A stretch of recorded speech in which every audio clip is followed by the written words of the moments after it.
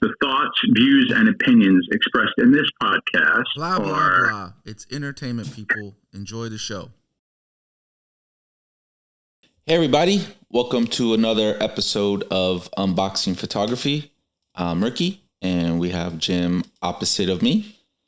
So It's been a little while, a couple weeks, but thank you. It's always fun to record these. I get a lot of great feedback. The people enjoy these series that we record. So looking forward to this one. This one's going to be what I always like to think every time we record one, my best one yet. So here we go. Please introduce yourself today. How you been? What you been up to? Stuff like that. Good, man. Jim McDermott here, sitting in New York. It's funny what you said about the next one being the best one. When that's something that Ralph Gibson says, like when people say, "What's your favorite photograph?" He says, "The next one." The next one. You know? Yeah. It's always the next one. So yeah, it's always the next one. So we spoke briefly before we started recording. Now you were mentioning some snowstorms and photography. I saw a couple of your Instagram stories where you were frozen on a train. I can only that was rough. fathom the cold that you experience. I don't envy you. I'm kind of glad I was tucked away in the warmth. It's been kind of chilly, but not to the extent of snow. Yeah, well, I mean, that's one of the reasons that just the past few weeks of trying to take pictures is why I thought this would be a good framework for today's conversation, because we've had a really, really, really rough winter in New York. Mm-hmm. Now, I'm sure compared to people who live in the Midwest and stuff like that, like, they'll be like, what? Get real. Like, there's people obviously in other places that have rough winters, but like typically in New York, like people have been saying for like the past 10 years, I don't know, at least for the past few years, people are like, oh, global warming are really starting to feel it because our winters are like, there's days in January where it hits 70, which is weird shit, But this winter has been like, as soon as November came on, it got cold and it stayed cold. In January, like it got, it was like a lot of days, single digits. And, you say that, it's like, oh, single digits, but it's like every time you leave the house, wearing long johns, wearing an electric vest, wearing a box light, like every time going out, like putting on all this stuff, taking 10 minutes to put on all the shit you got to put on to stay warm. And obviously when you're going to take pictures, when your idea is, I'm going to go take pictures outside, I'm going to do, whatever, street photography or whatever, just go out and take pictures. You go out and like, for street portraits, nobody's in the mood to hang out and talk. Yeah, they just want to get the fuck out. Or like, oh yeah, let's take 10 minutes and stand, they're like, they're like, bro, I'm freezing, like nobody's in the head. And then also just walking around. Mm-hmm. Like I haven't taken out my medium format cameras much just because the concept of loading a Mamiya C330, taking out that 120 and scraping off the paper and all that and then packing it in the reel. I'm just like, I can't be bothered with that shit. It's like your hands are so cold, you can't even do it. So I shot 2 snowstorms in the past 3 weeks. One of which was this past weekend, which was a blizzard, which was a historic snowstorm for us here in New York. One at the end of January, and then New York Fashion Week in between those two things. And it was all in really, really cold weather, not good conditions. And so there's a couple of things. One is like the working conditions for actually doing that and motivating yourself to actually go out and work in that were rough and challenging. And it would have been a lot easier to just say, I'm not going to bother. Mm-hmm. And then, what was the end result?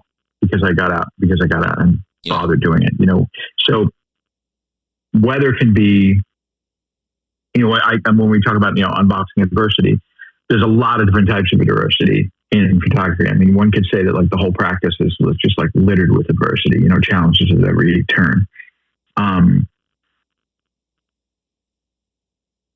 But the thing is adversity like the cheat code for doing better work? that for me is an important question. And I really do think anytime when I am faced with some kind of challenge that makes me uncomfortable or brings me outside my comfort zone, I end up getting work out of it that seems like I've developed or I've gone to another level or I've discovered something that, is a path forward. Yeah. So that to me is kind of the subject of today. It's like, is adversity a cheat code or the cheat code for leveling up in photography? That's a really good question I have to really consider. I think the adversity for me also is a challenge, and I embrace the challenge, right? I don't want to be stuck in a mindset where I'm comfortable only because I can get the easy shot, right? So take me to a location that maybe I've never been before and I don't know what I'm looking for. I don't know what to expect. I don't know what it looks like. Lighting conditions, right? Put me in the environment and now all of my instincts, they start to come alive, right? Start looking. I got to find what I'm interested in. What does the scene look like? How do I tell my story? That's how I see it. I do give you praise for shooting in the code because I'm not gonna lie. For me it's just painful, so I can't do extreme code. I learned my lesson the first time the first Leica I got was an M3. Went out to Berlin. It was in January. January in Berlin is super cold, and with the M3, it turns into an ice block in your hands. Holding it, they freeze. Even with gloves. It magnifies the cold. So that's an adversity challenge for me as well as the temperature. Yeah, so there's a lot of challenges out there and how to overcome those. I think that's my goal, right? How do I get over this?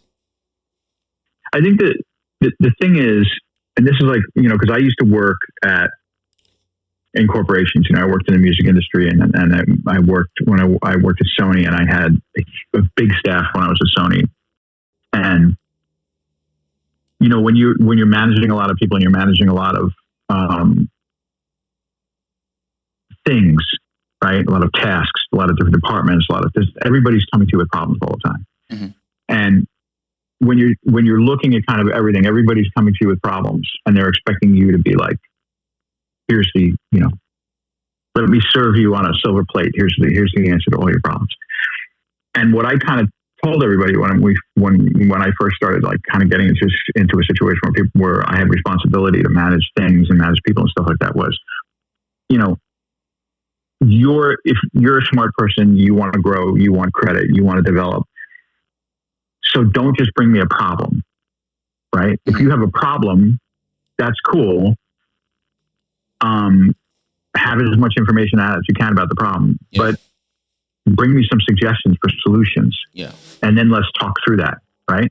Because, I say the same thing with my kids. What my kids, like, sometimes, like, I can't find my shoe, and they just start like yelling and crying and sit down on the floor and just have a temper tantrum. I'm like, okay, do you think by sitting on the floor and having a temper tantrum that the shoe is going to magically fly up from wherever it's hiding and fly onto your foot and suddenly be there? You gotta find it. Or do you think that if you stop the temper tantrum and put the energy that you're using of the temper tantrum into finding the shoe, that's how the problem will be solved, right? Yeah. And for me, like in photography, there's a million things that we can tell ourselves, a million excuses for why we can't get better, why we can't go out, why we can't do this, why we can't do that. Like, I was watching the latest Pauly B podcast with Ruben Brading, and or vlog or what do you want to call it. And he was talking about how was talking about how students still come to him and they say like, how to do street, how can they do street photography in a small town? Because everybody's like, oh, street photography in New York, it's just so easy because there's people everywhere, And it's like, well, how can you do it in a small town? Now you could just say that, well, it's insurmountable, I can't.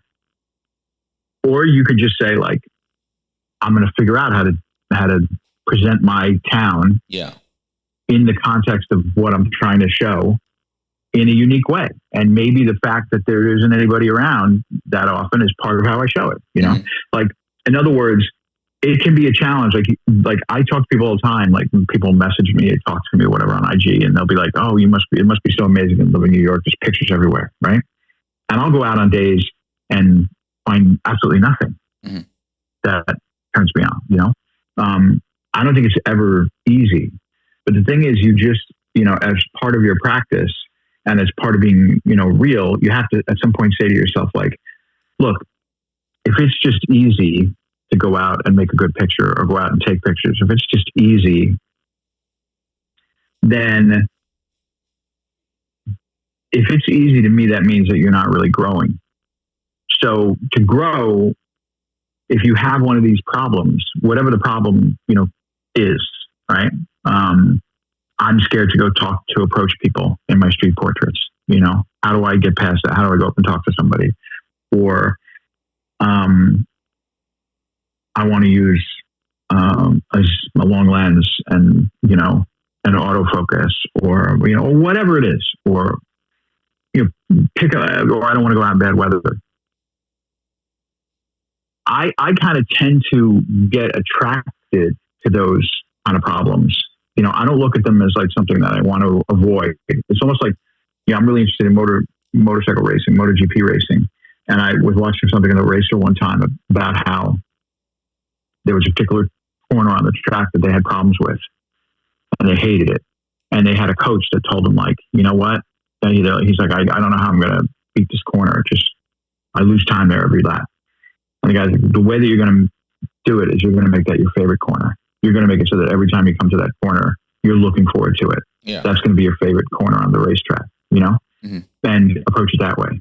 Like this is, and so come at it instead of avoidance, instead of like, and all this trepidation, you go like, for me to get faster, like this is the place where I got to do that. So this is going to be my favorite place on the track.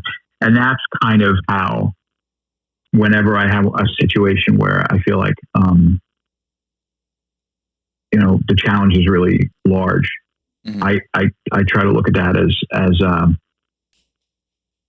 something I'm attracted to, as something that magnetizes me, because I know that if I delve into that, somewhere on the other side of that is going to be something that's going to improve me somehow, improve the work. Yeah. In my current career field, we also kind of live with the same mentality. Like, we're going to encounter problems. That's normal, especially in the military, right? But I teach my airmen the same thing, right? Like, don't come to me with only problems. Come to me with solutions, right? Or come to me with the problem, and then we can find a solution together. But just don't stop at the problem. Don't stop at the first no. There's always a solution. We can get over it. And it kind of ties into something else you said, like small town. How do you go from shooting in a large area, a big city, and then you go back to your hometown and there's population 10, right? Kind of happened to me. So I can say went from London, England, right? I shot in London a lot, Cambridge. I came to Okinawa and it was the opposite. Small, not many city, rural, like urban, not a lot of urban areas. There is now, but before it was like sparse, more farmlands and beaches, stuff like that. And when you have a certain idea, a certain image in your head, like street photography is large cities, sidewalks, brick buildings, skyscrapers and stuff like that, right? Stuff you see on Instagram. That's street photography. Really, street photography is just whatever you want it to be, right? So maybe street photography is on the farm and it's really farm street photography. And whenever you approach it with that mindset, where this is my city, this is my street photography, I don't need the cliche backgrounds and environments and cityscapes, right? Embrace it and just learn how to tell the story yourself. Yeah, and there's something that I think about sometimes, which I think about all the time when I'm out working, which is the concept of macro and micro, right? Mm-hmm. So it's like, if you're in the city, you could define street photography as, oh, there's people walking across the street and there's skyscrapers and there's like light casting down the street and there's all this energy and you think Joel Meyerowitz and stuff like that. And that's one way to describe, what it is, because that's very macro, that's very zoomed out. But if you zoom in, like a lot of times when I'll go out, I'll be shooting in the streets and I bring a macro lens with me and I'm going out and I'm taking photographs of things like really, really close, like super, there you go. Exactly. Super close. Right. So like an analogy might be like, if you look at your arm, right? You just look at you look at your hand, right? And you say, okay, there's a picture of a hand, and you could take a picture of a hand, right? You could take a microscope and zoom in, and those pictures. You ever see those pictures of those like little mites that live on your skin? Yeah, they just have those tiny little microscopic like dust bugs, and it looks like a friggin' monster movie, right? They're there. That's a picture of a hand. There's something that's on a hand, right? And it's the same thing, but. So as it applies to street photography, you could go, oh, I can't take pictures of street because I don't have the big skyscrapers and all these people and stuff like that. It's like, okay, well, you can zoom in, you can get closer, you can both put your lens on something different. As a yesterday analogy for this conversation, like one of my R9s has been giving me a hard time where sometimes when I'm doing multiples, it like won't advance the shutter. Like the shutter just gets like locked up, doesn't want to forward. And I have to like turn the camera on and off, fuss with it to finally get the shutter to close, like just sticks up. And so it was giving me a hard time and I finished a roll and I'm like, let me see whether or not it was because I had a roll of Cinestill in it that had been problematic and it was kind of curled. And I'm like, maybe that has something to do with it. But let me load a fresh roll. So I loaded a fresh roll, Ultramax 400. And when I was out in the snowstorm the other night, I saw these snipe advertisements on this wall. It was a fashion shoot and I didn't know who had made it, but it was like a bunch of images on this like construction wall, these posters that they put up with these brushes and usually those posters are on the wall only for a few days because the environment, like humidity and stuff like that, they start to bubble, they start to ripple, they look like crap. And then other ad campaigns will come and paste over them. So like they're there for like 3 or 4 days, these advertisements, these guys go up and put them up in the middle of the night and they're there and then they're gone within a couple of days because they either disintegrate from the environment or they're covered up. And they were really beautiful and they were covered because the snow was like blowing. There was just like snow on them and partially obscuring them. And I thought it was really, really cool looking, like really interesting that there was this like fashion shoot that was like decaying in real time. Yeah. So I wanted to check to see what was going on with the R9. So I loaded a roll of film into the camera and I'm just like, I'm going to go to that wall and I'm going to see like after the snowstorm, like what it looks like. And I'm going to shoot a whole roll, an entire roll just of that wall of posters. Mm-hmm. So for half an hour, I stood in front of that wall and I blew a roll on it just to see, and the camera was being wonky and I figured out it was the camera. It's not just the film, but the pictures were light was moving across them because it was 9 o'clock in the morning and the light was changing. So over a course of a half an hour, there was like different shadows and the wind was blowing. So like there were a flap coming down and it was partially obscuring some of it. And I did multiple exposures and I got close and I moved far away and I just, shot 36 exposures, developed them last night, looked at them. And I love some of them. Now it's another photographer's work but then I've taken pictures of it decayed, and then I've done like multiple exposures and kind of recontextualize it. I'm not saying that that's anything brilliant or groundbreaking or anything like that. But what I'm saying is it's just a fucking wall of some rotting posters in some light, you know? Yeah. But, you know, it didn't need to be some major event that was happening in Bryant Park, you know, for me to have my camera go, oh, there's something to take a photograph of. Like, I was just like, I'm just going to go do this and see what it's like. And I love some of the pictures that I got out of it. Not everybody's going to, and I'm not saying that they're like totally groundbreaking pictures, but I learned something while I was doing it. And also standing in front of anything, like if I had students, like everybody wants to go, oh yeah, let's go to that cliche. Let's go to New York. Let's go to Bryant Park. Let's take pictures of people at lunchtime, blah, blah, blah, whatever. Okay, cool. That you're going to get one type of picture with, or, you know, you're going to get a certain type of photograph if you're doing that. I would bring somebody into a storage facility in the middle of nowhere and say, okay, you got a half an hour to shoot a roll of film. Go shoot a roll of film. Yeah. Show me what you got. And someone might say, there's nothing to photograph here. And then somebody else might come back and have absolutely brilliant photographs.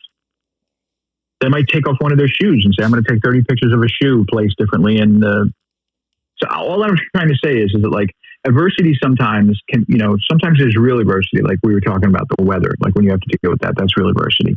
But adversity can also be because you have creative blocks or you have perceptions that are holding you back from doing work that's different or growing. And once you start telling yourself like that those things aren't things that you should let stop you, they're kind of like green lights, not red lights. That can be a cheat code to getting better at what you do. Yeah. Doing better work.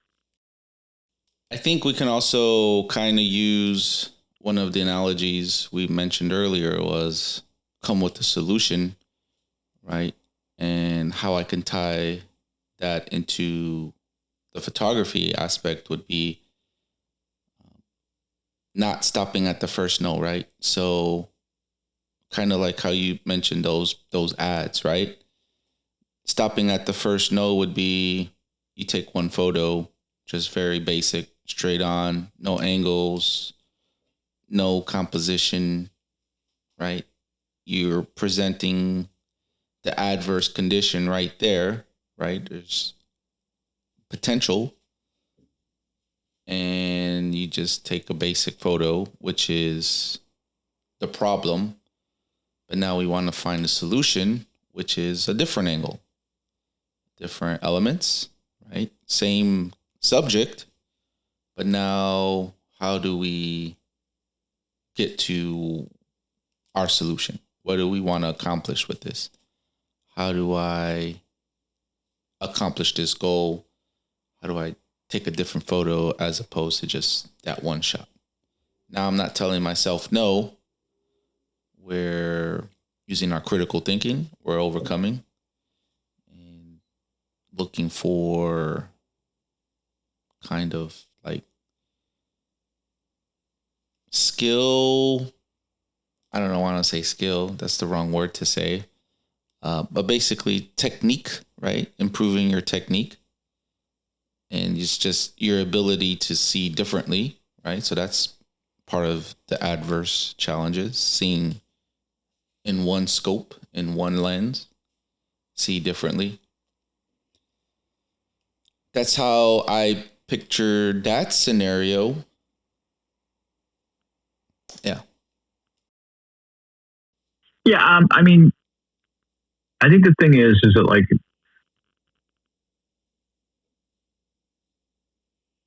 when we're beginners, you might see something and go, let me just grab that.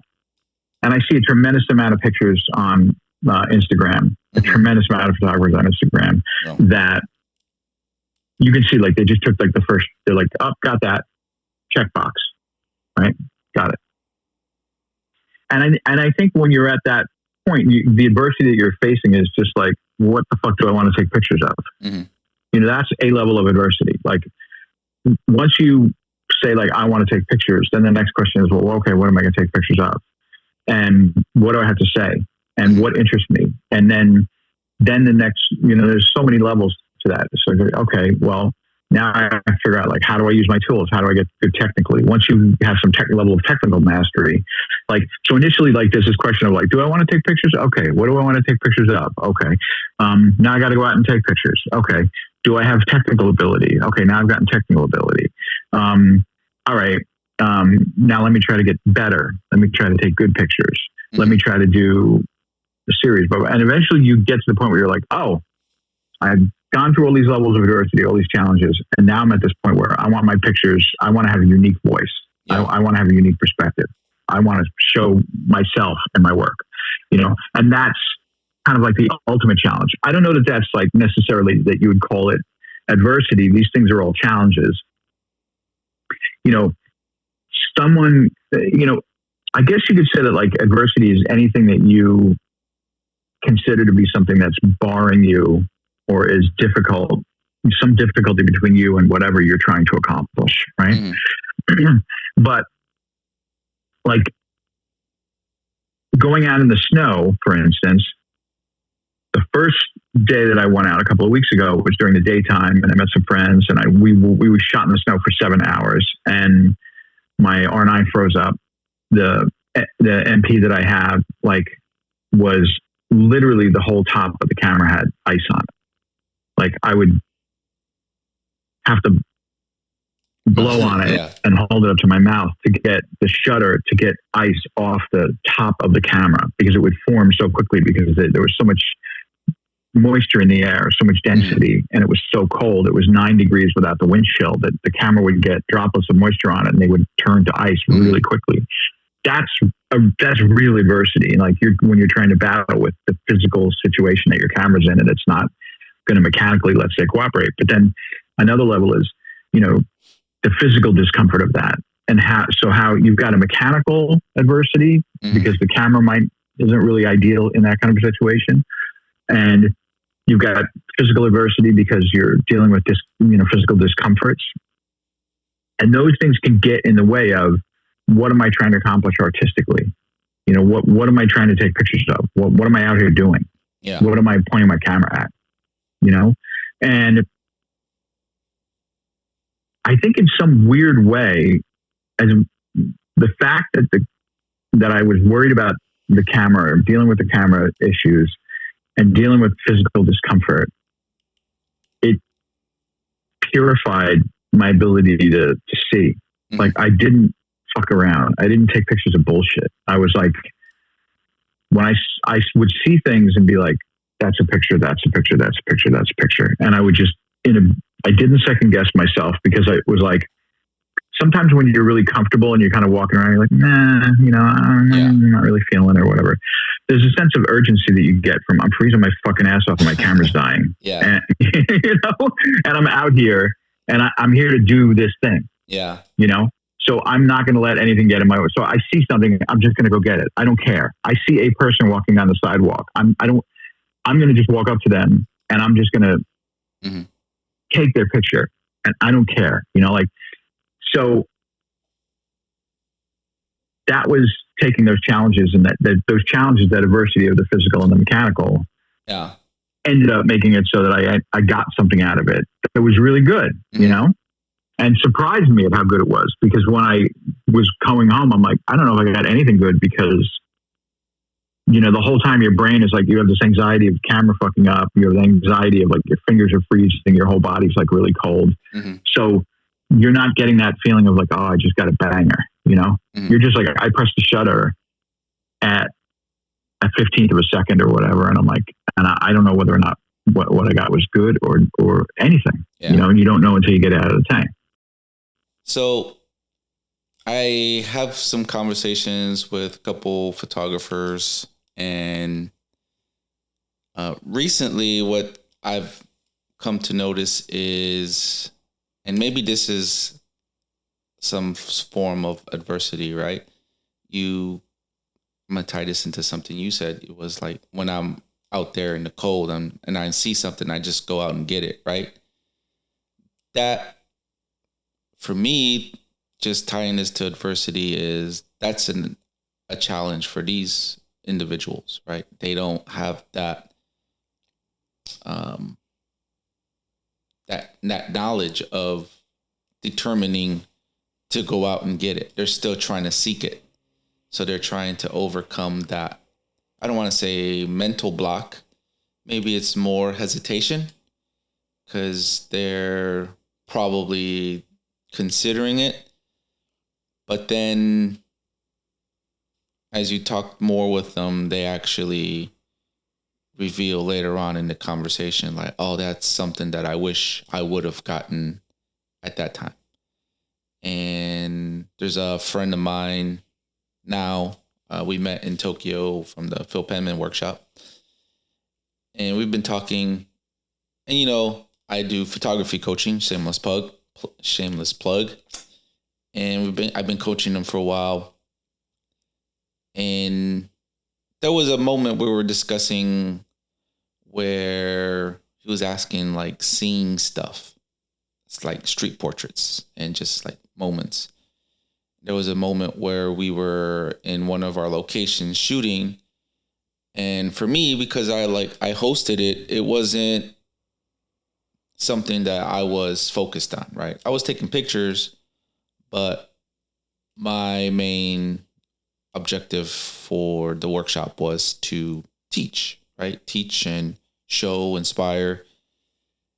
And we're in this location and everyone's just so focused on getting this one shot, right? But this gentleman who's actually from New York, he comes and he's got a mustache that curls up, right? And everybody's looking at him and I'm looking at him and no one said anything.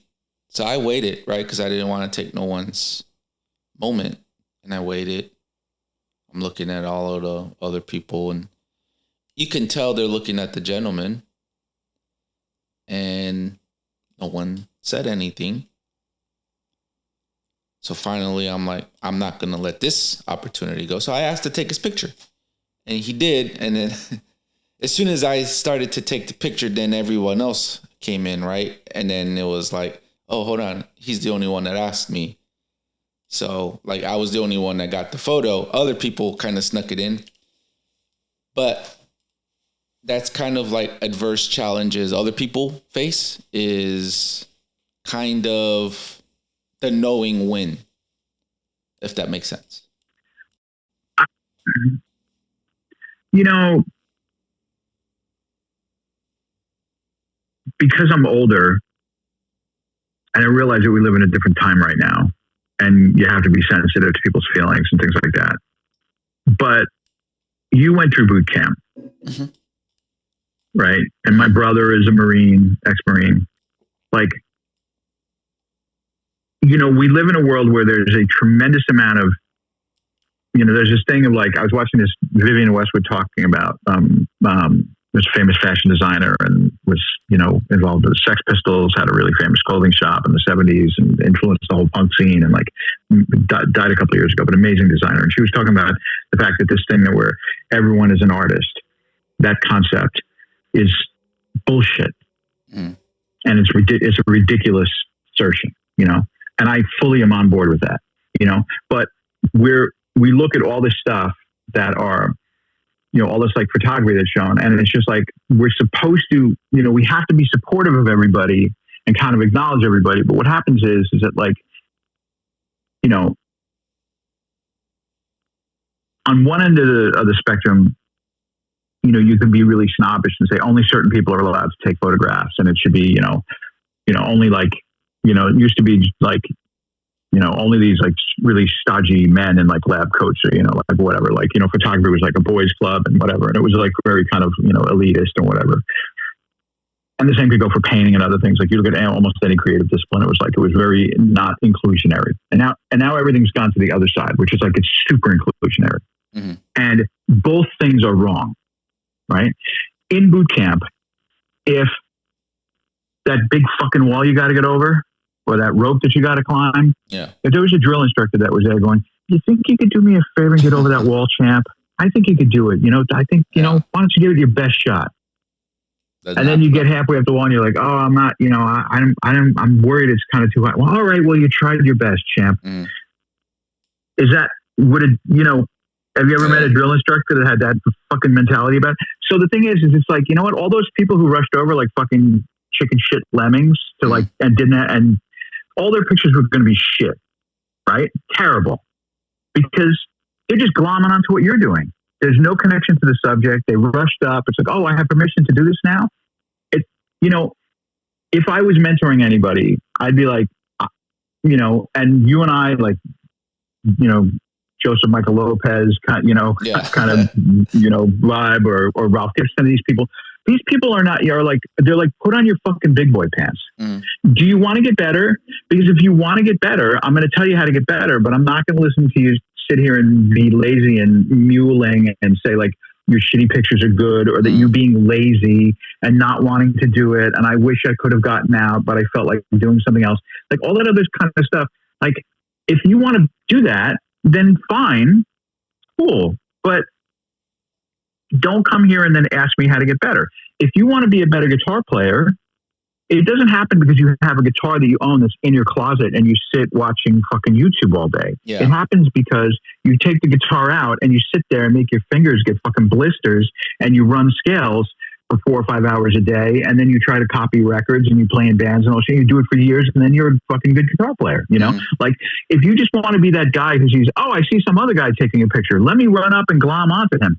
That happens every year in Coney Island when I shoot at the Mermaid Parade. And I want to like fucking brain the people that do that shit, because I'll see somebody interesting looking, and the Mermaid Parade at Coney Island is like really an amazing environment to take photographs in, because everybody wants to be photographed. They're all dressed really interesting. The vibe is really good, but there's all these asshole photographers there, and I mean it, asshole photographers who I'll go with a couple of friends of mine and we'll see people and go up to them, say, you look amazing, talk to them for a couple of minutes. I'll go, come over here, let's go over somewhere, get you away from the main crowd and put you up against the wall to isolate you so we can get a good picture. And then like 15 fucking people run up with like their 70 to 200 DSLRs while I'm shooting and shoot over my back, walk in front of me, all this shit. And I'm like, assholes. Yeah. Like, that's adversity for us. You make the connection, you take the time. I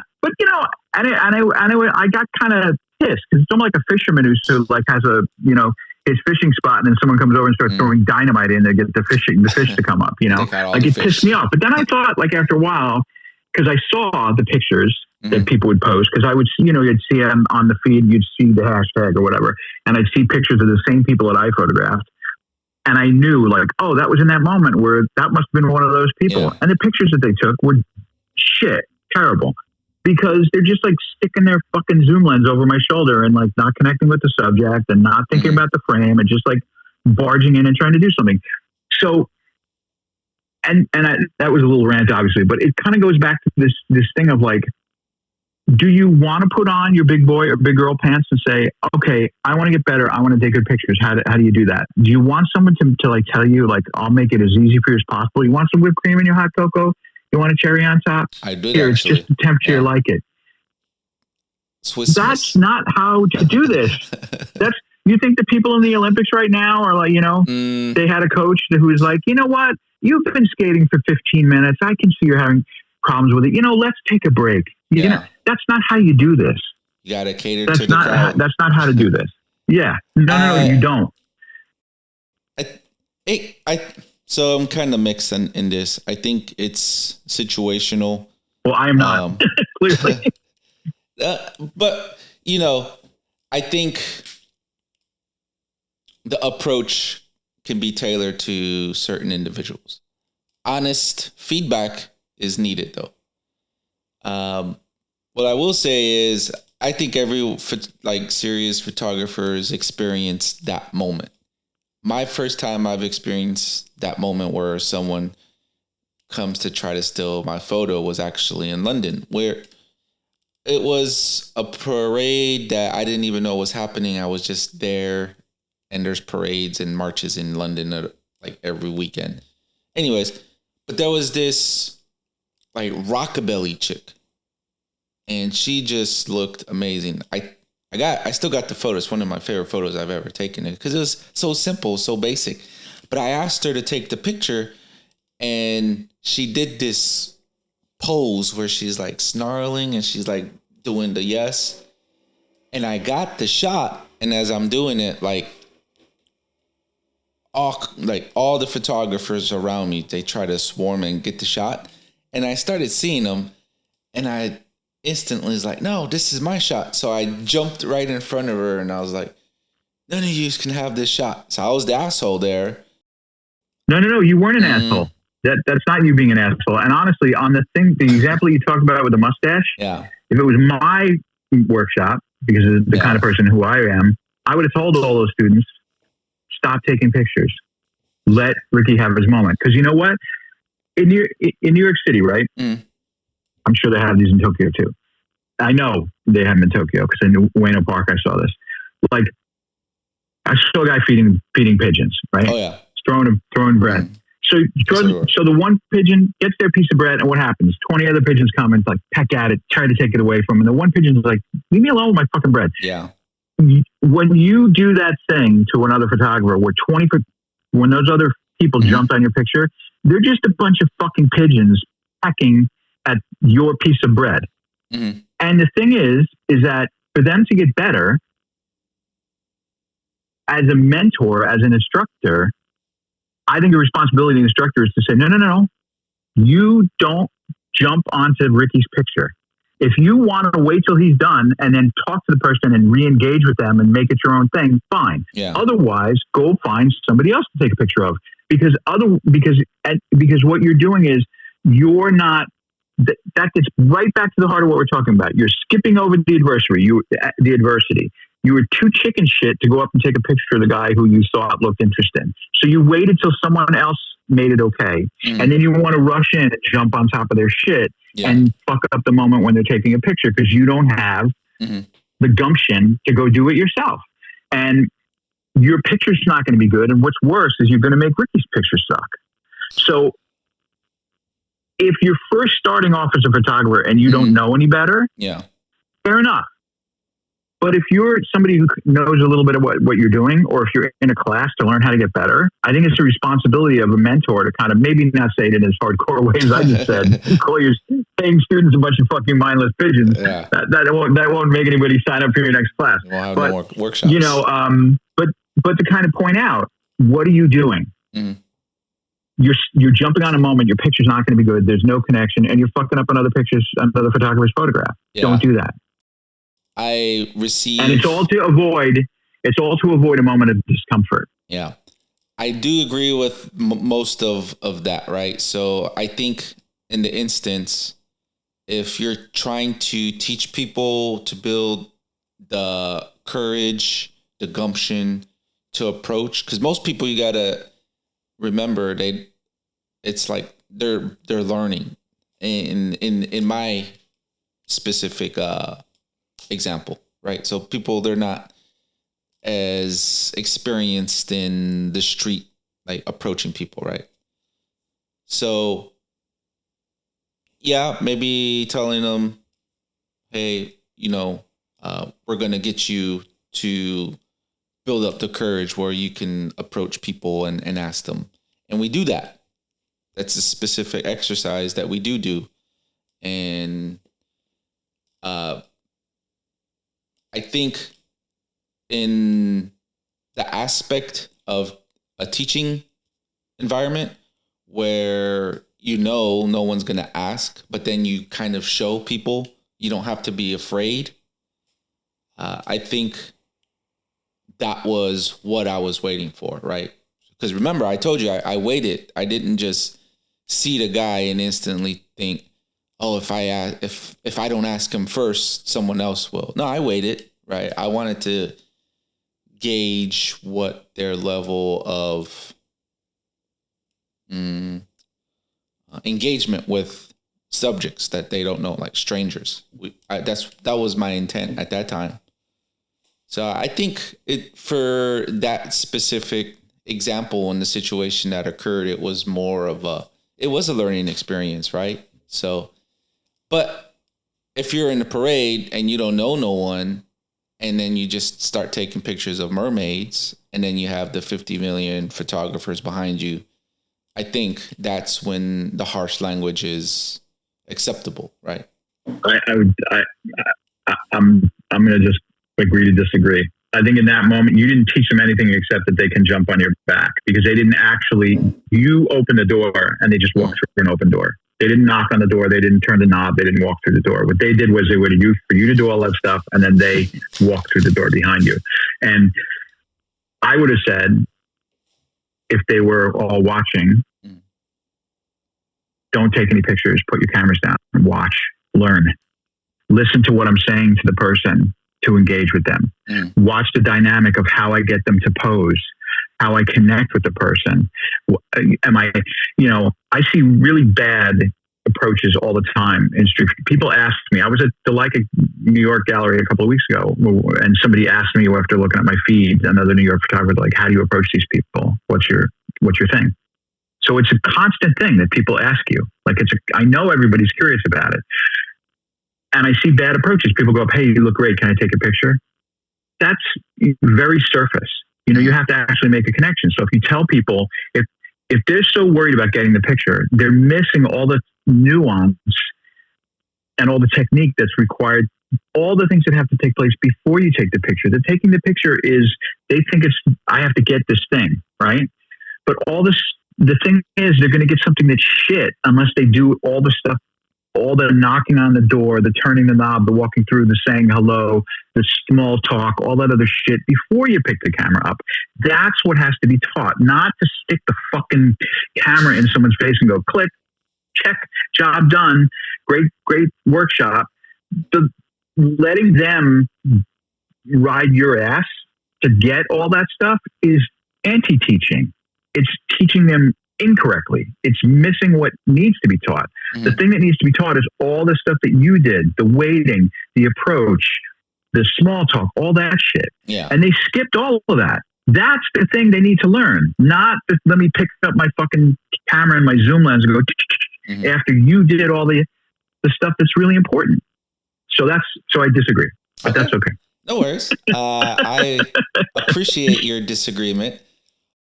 Would you, not trying to change your mind and your perspective, but potentially you could still use it as a learning experience, right? Yeah, what I would do is I would tell everybody what they missed. Mm-hmm.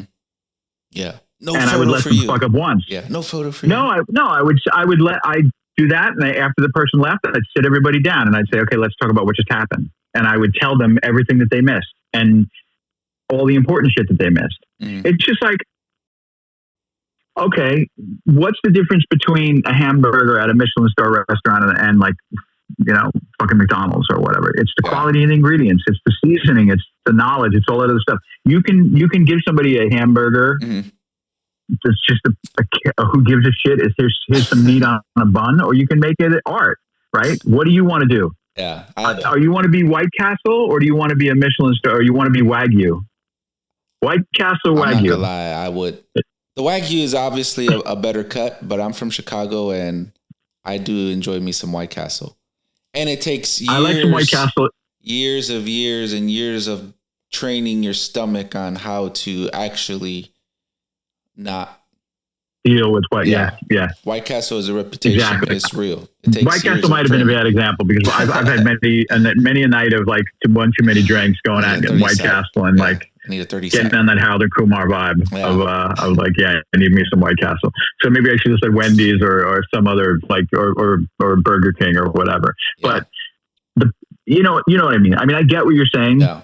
But I guess the question is, after that whole thing, did you turn it into a teachable moment, or did you guys just move on? No, we actually did. It was a teachable moment, and a lot of the stuff that you mentioned, explaining like, cool. We did explain that, and I basically told them why I waited so long was because I was hoping that someone would see and ask. Right? It was a teachable moment. Anyways, I have a confession to make. Whenever I shoot with people, I have a very good situational awareness. I see a lot of things. But when I'm shooting with people, I don't want to take the same photo. And I know that when I start taking a picture, it's like just a photo walk, not a workshop, just walking with a friend. And you're like, oh, that's a good photo, right? I intentionally don't take photos because I'm like, if I take this photo, someone else is going to take this photo. And then we're going to be competing who got the better photo. But for me, you ever see that movie, The Life of Walter Smitty, whatever? I never get it right. Yeah. But I like the scene. That's the original one, not the remake. Yeah. The scene where I have only seen clips of the Ben Stiller and Sean Penn one. Where he's like, I like to just enjoy the moment for what it is. And sometimes I don't push the shutter. Mm-hmm. Most times I'm okay with just enjoying the moment. And I'm actually okay with being able to identify that I saw the moment. It's usually only when I'm with someone, because when I'm alone, obviously I can take the photo and I can build it how I want, right? So, yep, that's my confession. I purposely don't take photos when I'm with other people. And sometimes I'm like, oh, did you see that? And I'm like, yeah, I saw that like 3 blocks that way, and I didn't take it. Well, I can totally understand like the zen of seeing a moment and letting the moment just be and not saying I have to memorialize this moment, because that happens to me all the time. I might see some beautiful moment happening when I'm out on the street and I'm just like, I don't need to take a picture of this. I don't need this to be like, have an end product of this. I can just have it be the experience. And I think that seeing those kind of things and not taking those photographs sometimes can help us take other photographs, because after we have this, I don't know about you, but like after a moment like that, I might have a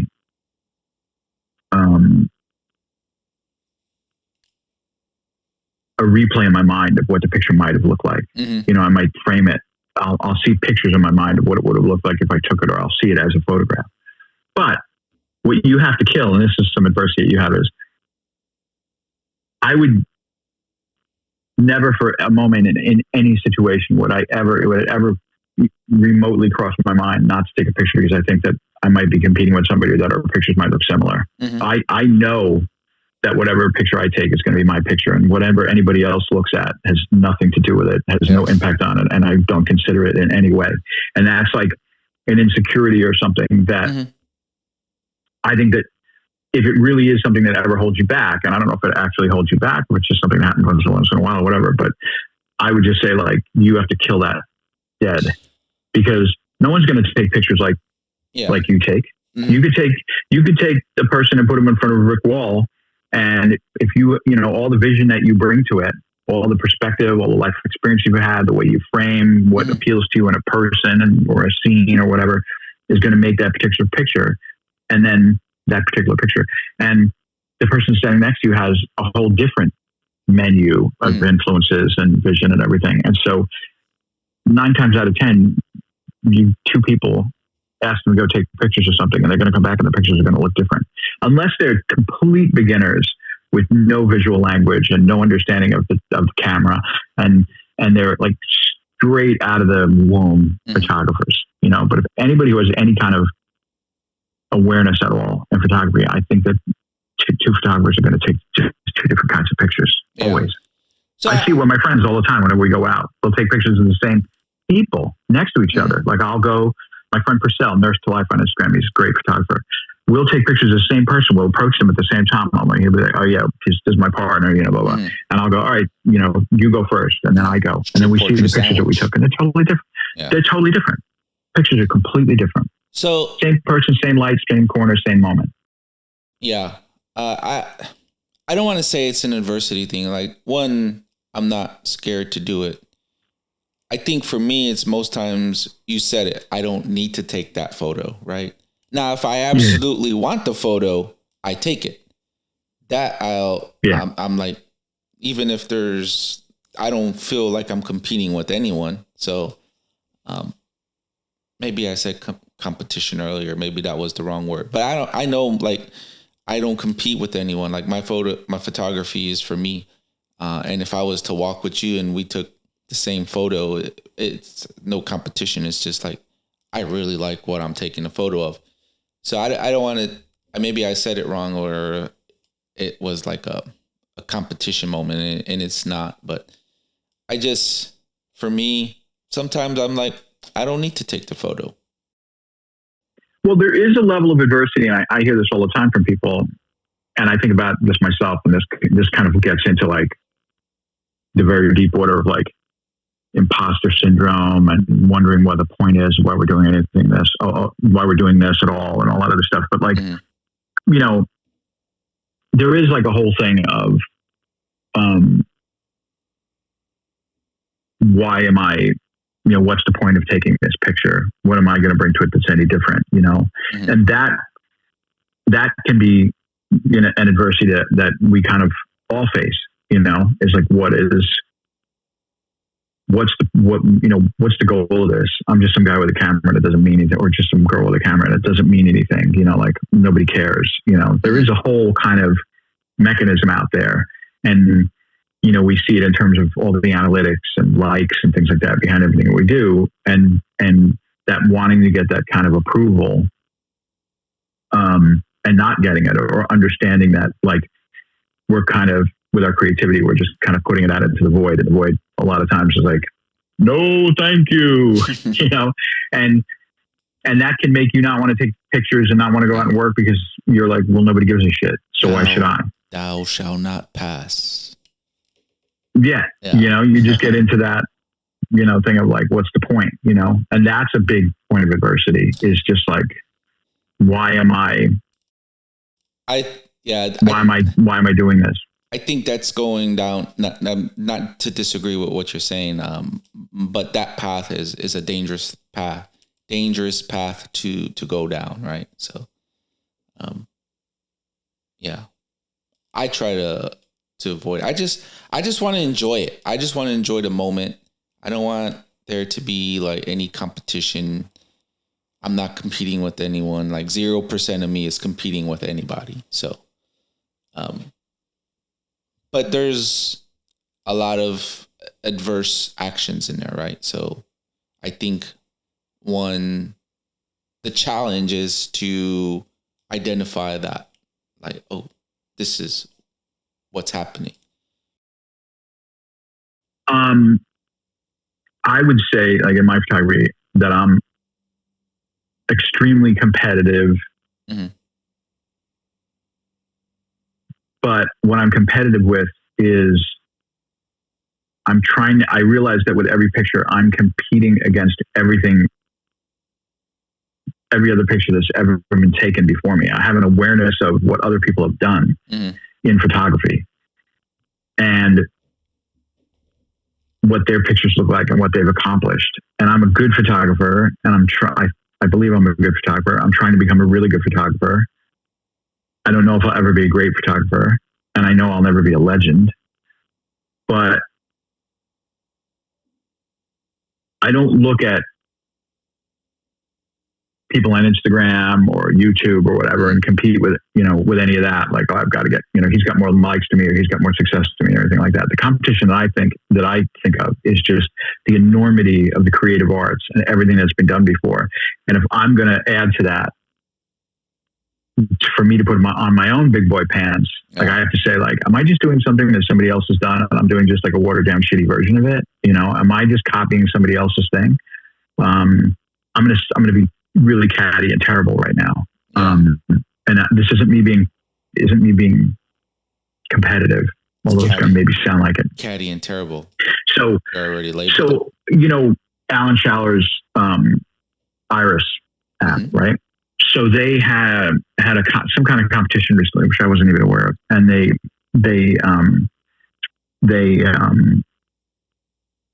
chose a photographer, and they had some kind of competition, and somebody won like a Q3 or a Q3 monochrome or something like that. And so, I saw like an email or something on social media where Schaller was like announcing who had won it, and so I saw what the person's name was, and I clicked on the profile and looked at all their work. And at first glance, the work was like, frames are really well considered, really well composed. Somebody who technically knows how to take a photograph, how to put together a frame. A lot of the fundamentals of photography were like really, really, really strong. Can I pause you really quick? And I got an important question. Did Alan Schaller win his own award? No. It's an award that he and the service gave. No, he wouldn't do that. That was a joke. He always wins. He promotes himself. Well, you know what? If in a weird way, maybe he did, and I'll explain. But so I'm looking at the work, and I'm as I'm scrolling through the pictures, and this is kind of funny because in a way, he did win his own award. Because as I scrolled down the pictures, I started looking, and I realized like that this photographer had taken a lot of pictures that were kind of like in the style of Alan Schaller. It's his pseudonym. Like, you know, there's somebody, you know, really high contrast, somebody walking up a flight of stairs with a triangle going through the middle of the frame or something like that, or somebody stepping out of shadow into light, or, you know, and it was very much stuff that, you know, Fanho did in the 50s that, you know, Alan Schaller has kind of like modernized, and this person, and, you know, I'm not trying to completely dismiss their work. And I mean, it sounds terrible maybe to call somebody out or criticize it, because that's what I'm doing. I'm you did say catty and terrible. I understand that. You did preface this with catty and terrible. Yeah. And I'm going to try to be as generous as I can while also kind of saying something that isn't really particularly complimentary about their work. Let that New York banter out. Let's go.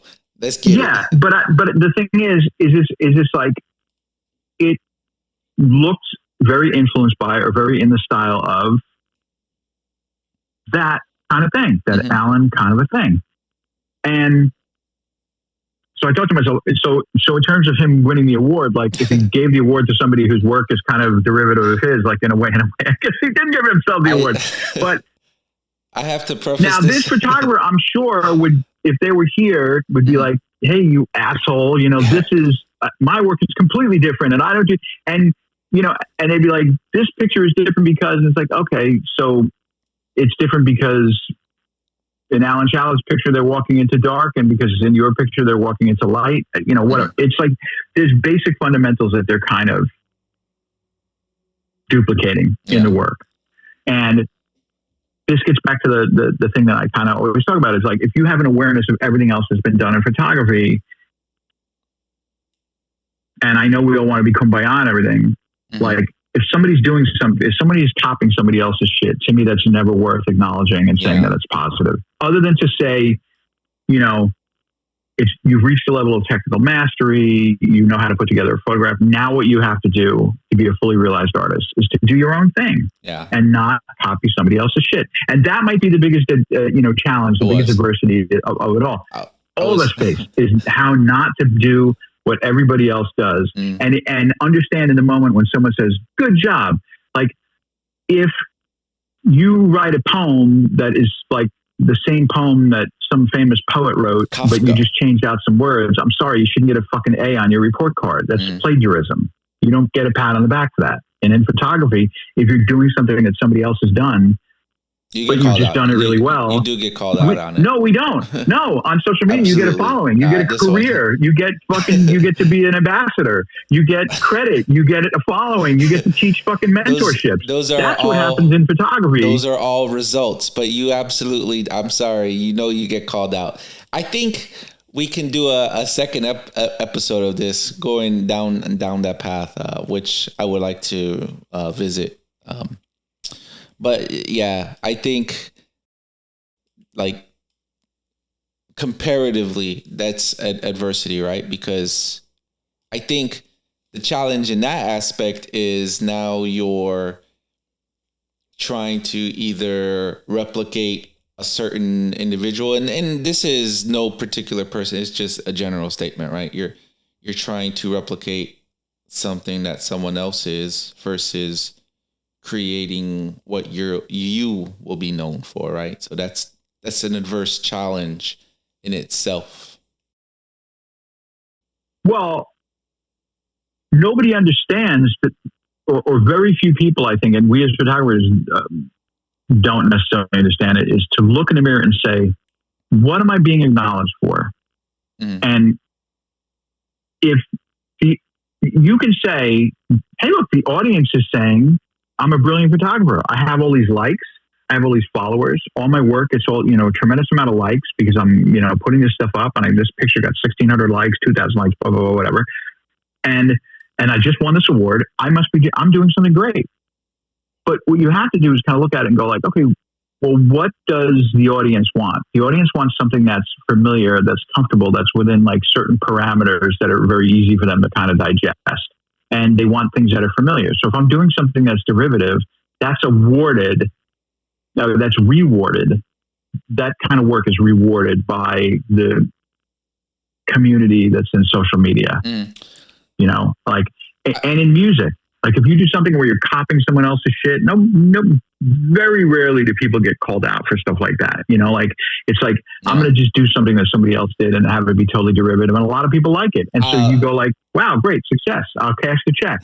And I get that a lot of people are just like, I'm going to take it. I'm going to cash the check. That's it.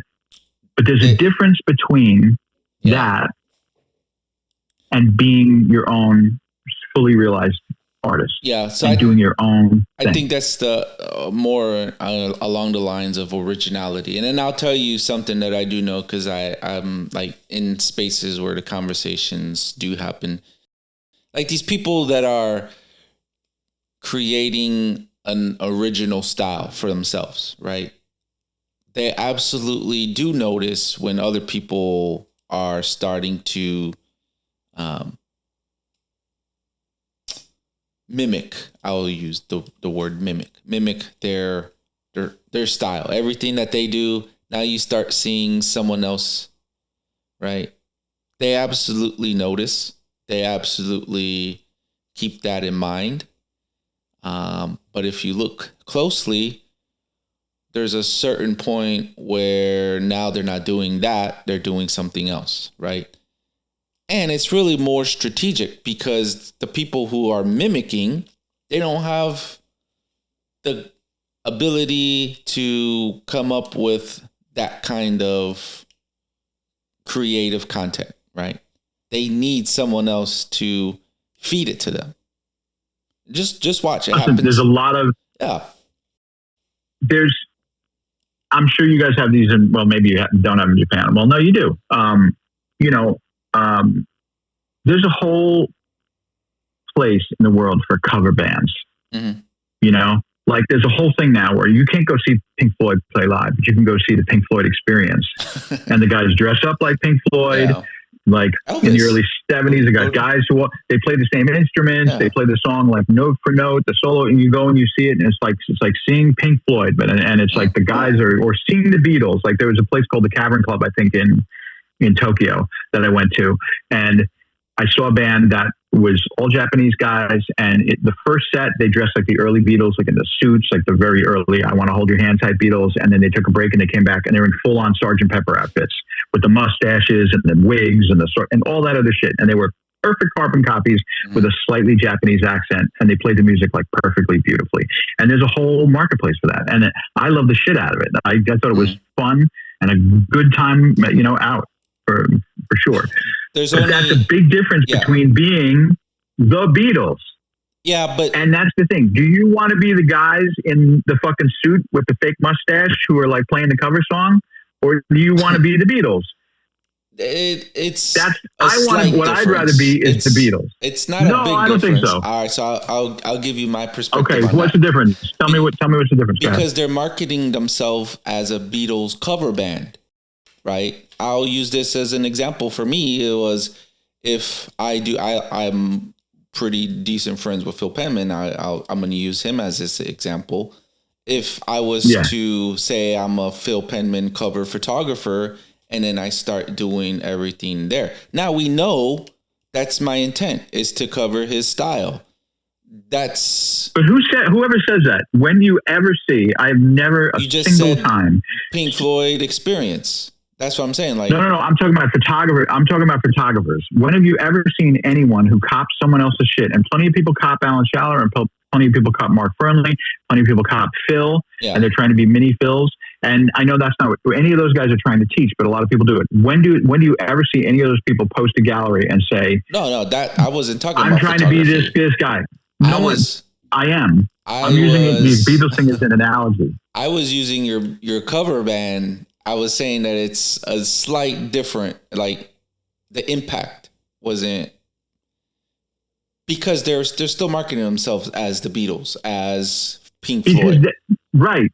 This is the analogy. Mm. This is the point of the analogy, is that those guys acknowledge that they're copying someone else's shit. They do not have any delusions that they are the Beatles.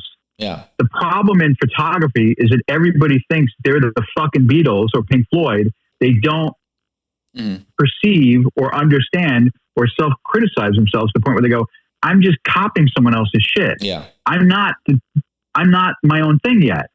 And some of us along the way who are self-actualized and self-aware understand that we have to go through those times when we are derivative and we're copying somebody else's thing or whatever. And then we go like, but I want to be my own person. So I'm going to go through that thing where I copy, and I'm going to acknowledge that. I'm going to be aware of that, but I'm going to get past that. And I have to go through this as a part of the process to get to being my own person. Everybody copies. Everybody copies. Everybody ingests and uses all those influences. But on the other end of it, it's like, it's like you're blending all these things and ingesting them, and then what comes out the other side, hopefully, is a smoothie that is you. Yeah. It's not just a container full of shredded lettuce. It's it's not whatever the ingredient is. It's like something different at the end. Yeah. But there's a lot of photographers who are like, I've got 50,000 followers and I'm the best. And it's like, yeah, okay, you've got a lot of followers, and because of the currency of social media is that things that people can easily digest get rewarded. But you're just copying somebody else's shit. It's one of the hardest things to do is to get past that and become yourself, have your own visual signature, be your own person, and to be honest with yourself and say, I got a lot of acknowledgement for this, but it's very derivative. And if I want to grow and be a real artist, I need to get past writing someone else's dick, for lack of a better word. I need to do my own thing. No, that I agree 100% with, right down the middle. Just I agree with that. I was sorry if I didn't explain myself correctly. Well, I was totally super hyper focused on the music analogy. So that's what I wasn't talking about the photography until I introduced it, but I was only trying to clarify the music portion and the difference in that aspect. So anyways, I do think this is a topic we can do a second episode, but I'd like to get into the photos of the week. This was a really good topic. I told you it's just probably the best recording that I've did so far. And then the next one's going to be even better. So let's get into photos of the week. Yeah, this was definitely not the PG-13 episode. This is the rated R, no one under 18 will be admitted podcast this episode. So sorry, folks. Oh, hold on. So I gotta apologize. I have to give my computer permission to share. You got a new computer, right? Yeah. What'd you get? iMac. Cool. All right. Oh shit. Nope, sorry. We'll have to revisit photos of the week later because it wants me to stop recording if I click share. So I apologize. Okay. I'll have to set that up later. I thought I put all the settings, but trying to think. Any suggestions? On a lighter note, it's funny. I just started putting together a video about. I think I mentioned to you about, or I know I mentioned to you about going out and shooting in the snow, and got a DJI Action 6, and went out when I went shooting with my friends out in our first snowstorm we had in January. I shot during the day, and one of the things I did is I walked through Times Square. And in the video, I talk about the fact that I never shoot in Times Square because it's cheesy, and I thought it might be kind of cool because of the light and the snow and all this moisture in the air that would pick up the light. It might be cool, but I'm like, but nothing here. That's why I never come down here. So then we had a blizzard in this city Sunday, and I went out at night at about 9 o'clock at night, and that's the video where you see me coming home and I'm on the train and I'm shivering and stuff. Yeah, because I was out for 4 hours in a blizzard, and it was a blizzard for real. And I walked 7 miles in the blizzard, like all around the city. Went like just no. And had the MP and the 21 on it. Mm-hmm. But I walked through where Radio City is, same places I walked last time. And I walked down through Times Square. I just figured I'll just walk out because there's people plowing and all this other stuff. And I found myself in Times Square at night. And even though I never shoot there, you know, I had 800T loaded, and 800T loves like neon and stuff like that. So there was, I'm like, you know what? Let me just shoot around. And I just walked up and down like different streets in and around, like off the arteries of Times Square. And there were like the theater district and things like that. And saw, you know, there was all sorts of different kind of light. And well, you know, I mean, I shot 2 rolls of film. I shot 1.5 rolls of film, like right around Times Square. And just the previous 2 weeks prior had talked on a video that where I just said, like, I never shoot down here because it's cheesy and it's cliche and blah, blah, blah, whatever. Mm-hmm. And it kind of taught me something. It gets back to the kind of, you know, adversity and challenges and things like that. It was like, you know, okay, you never shoot in Times Square because it's cheesy and it's cliche. Well, now you're in a snowstorm and it's different. You got a camera in your hand. Yeah. What can you get out of this?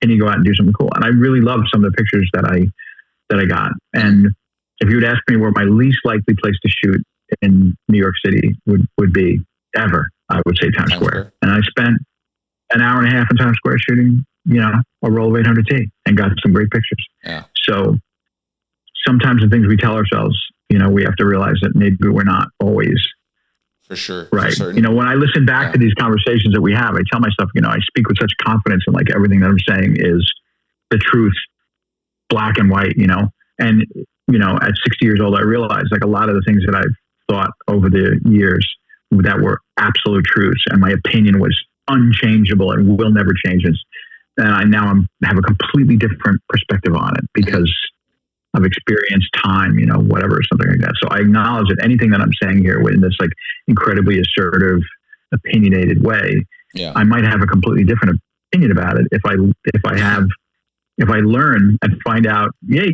you know what? You were fucking wrong about that. Yeah. You know, but that's what's great is like maybe life sometimes can show you that things that you thought you knew or things that were barriers, things that were conclusions, things that were beliefs can constantly be changed by going out and living life. So anyway. Yeah. Just go out, live the life, look for new things, give a second chance to locations you say you never shoot, right? This is general statements, of course. See differently, I guess, right? Don't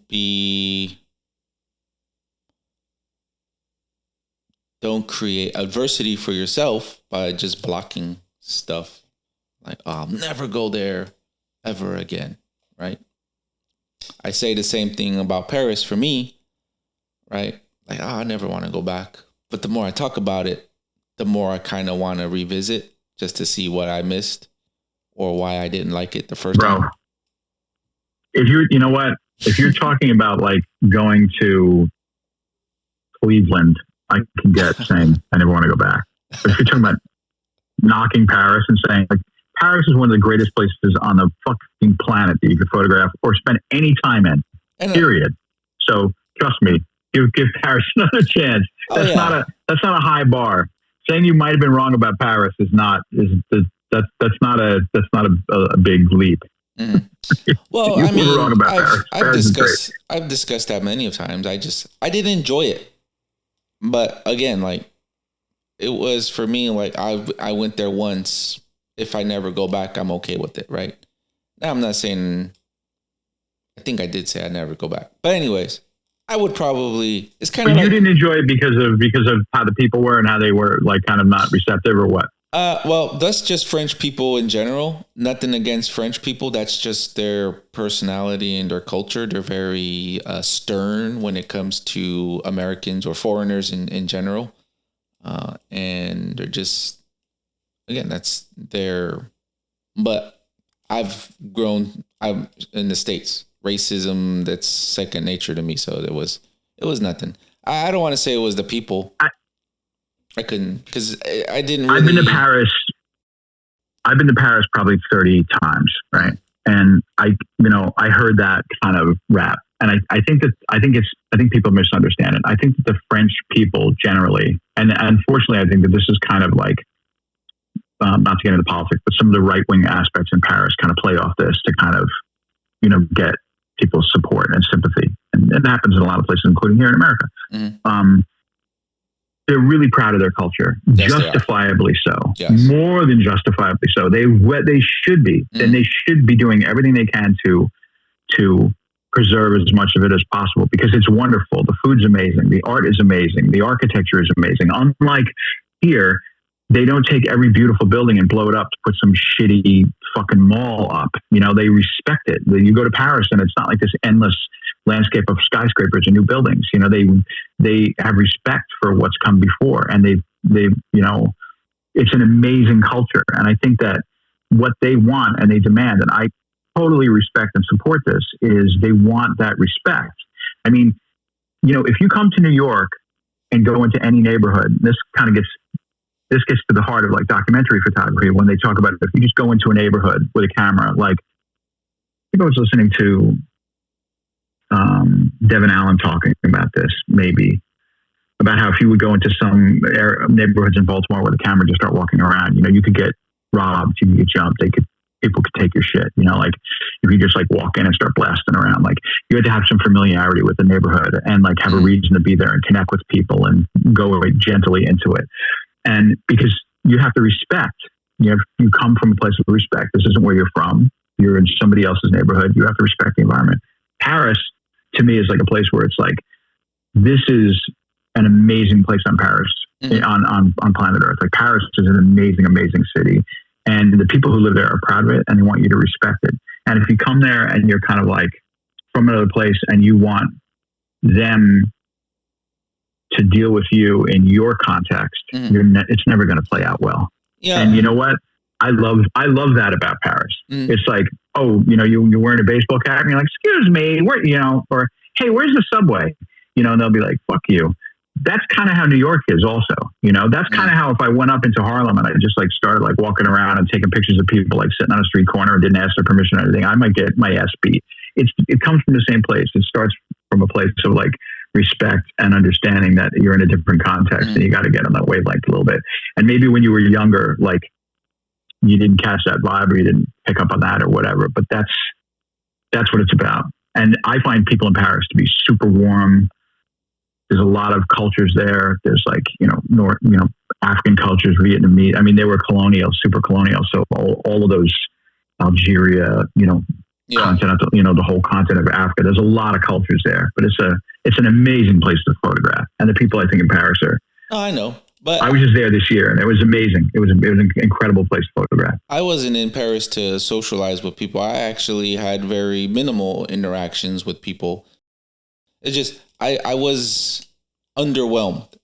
As I said, I wasn't like, and again, it could have just been a bad experience, whatever it may be, but. Yeah, anybody can have a bad experience, and